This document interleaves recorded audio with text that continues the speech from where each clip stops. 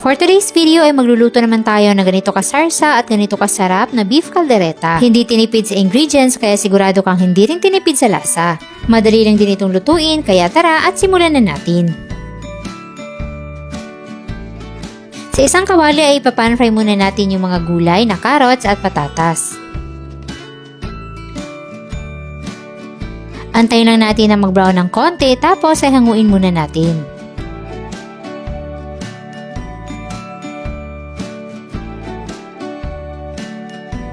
Isusunod na natin dito yung ating 1 kilo ng beef chuck o yung laman ng baka.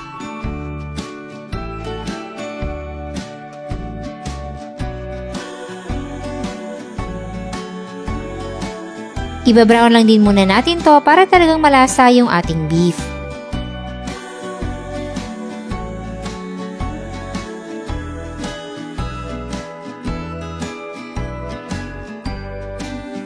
At kapag nag-brown na kagaya nito, itabi lang muna natin para makapag-isa tayo ng sibuyas.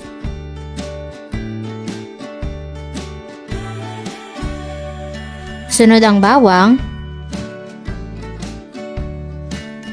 Danigisa na natin kasama yung beef.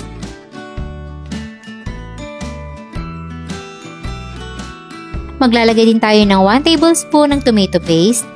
Igisa munang mabuti. Then isunod natin yung ating liver spread at 2 tablespoon ng tomato sauce.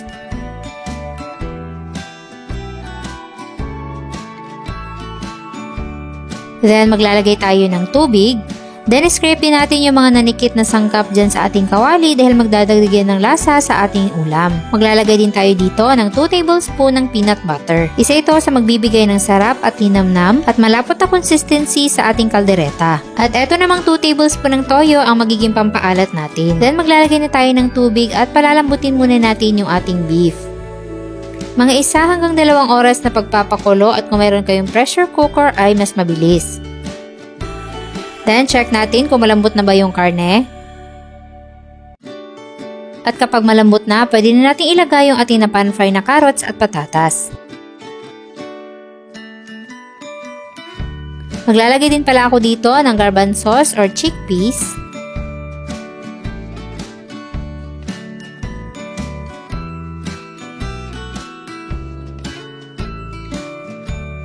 Tapos simmer muna natin to ng mga 3 minuto hanggang sa lumambot yung mga gulay.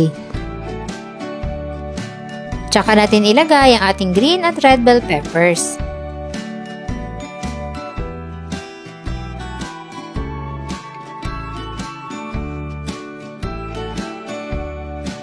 At ganun lang kabilis, meron na tayong napakasarap, napakasarsa at napakalambot na beef caldereta. Tamang-tama ito sa mga special na occasions at mga gathering at sigurado akong hindi ka mapapahiya.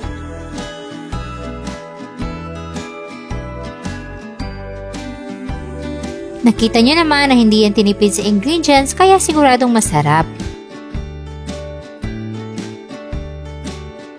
At ngayon masusubukan na natin kung gaano ito kalambot.